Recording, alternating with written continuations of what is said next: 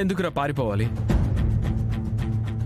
తప్పు చేయనప్పుడు తల దించుకొని పారిపోవడం నా వల్ల కాదు. రే, ఇంట్లో అమ్ముంది, చెల్లుంది. వాళ్ళని ఇలా వదిలేసి నేనెక్కడికి వెళ్ళను. రాని, ఎవటొస్తాడో రానివ్వు, ఫేస్ చేస్తాను. అనయ్య, ఇదేమీ చిన్న విషయం కాదు.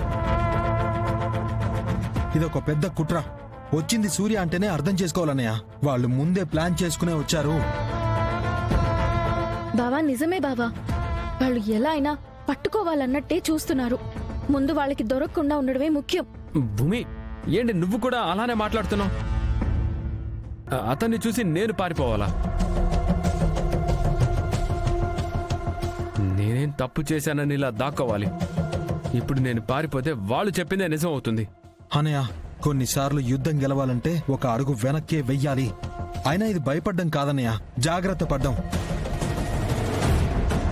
నువ్విప్పుడు దొరికితే వాళ్ళు నిజాన్ని బయటికి రానివ్వరు. ప్లీజ్ అన్నయ్య. అన్నయ్య, వాళ్ళు వచ్చేస్తున్నారన్నయ్య. ప్లీజ్ అన్నయ్య, నా మాట వినన్నయ్య. నీకేమైనా అయితే నీ వెనకున్న మేమంతా రోడ్డున పడతాం. అరే, ఇలా దొంగలా తిరగడం నాకు అస్సలు ఇష్టం లేదురా. బావా, ఇది పారిపోవడం కాదు, మన ప్రేమని, మన నిజాయితీని కాపాడుకోవడం. బావా, ప్లీజ్ నా మాట విను. అన్నయ్య, ప్లీజ్ అన్నయ్య, ఈ ఒక్కసారికి మా మాట వినవా అన్నయ్య? ఇదిగో, కానీ ఎక్కువ రోజులు కాదు. నిజాన్ని బయటికి తీసుకొచ్చి నేనే వచ్చి వాళ్ళని ఎదిరించి నిలబడతాను. ఖచ్చితంగా వస్తుందన్నయ్య, అన్నీ బయటికి వస్తాయి.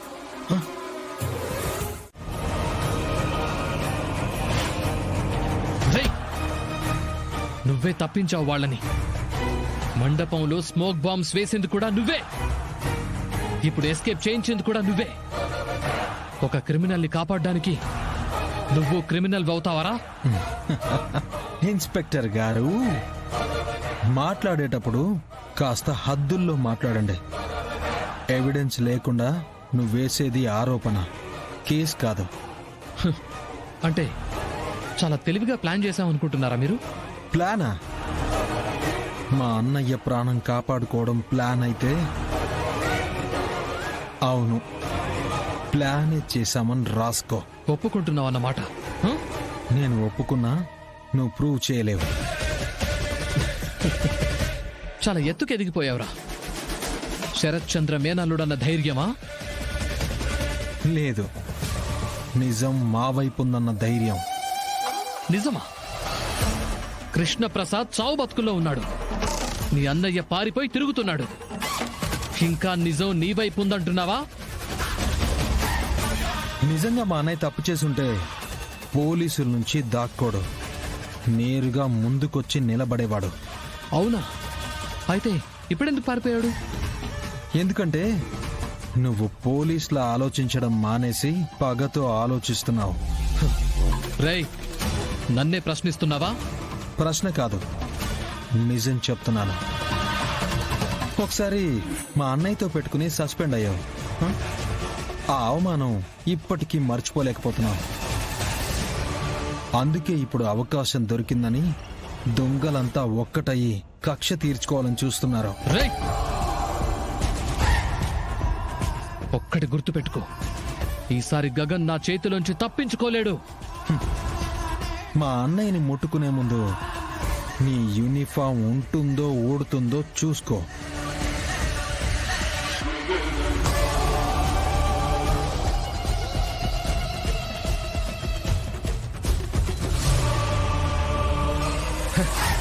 రేయ్, ఉద్యోగం పోతే పోనీరా, ఈసారి గగన్ని మాత్రం వదలను.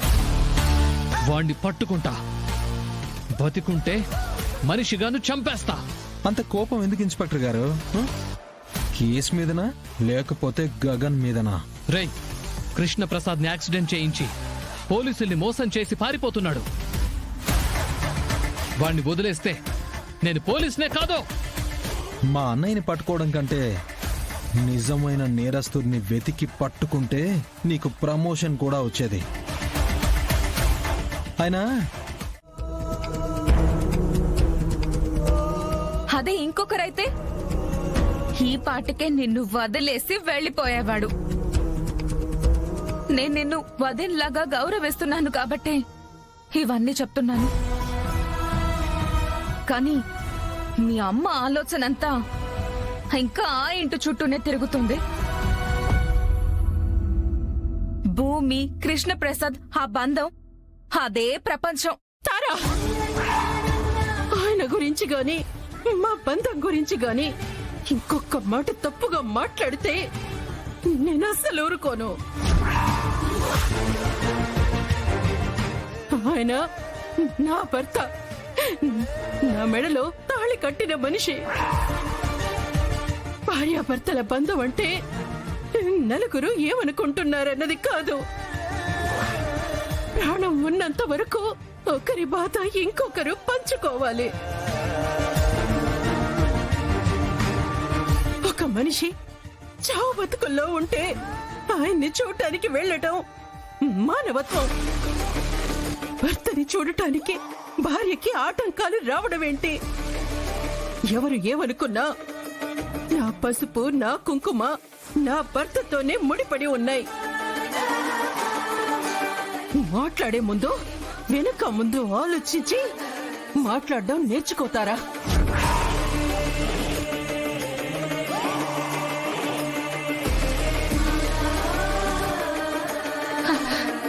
చూసావుగా పూరి,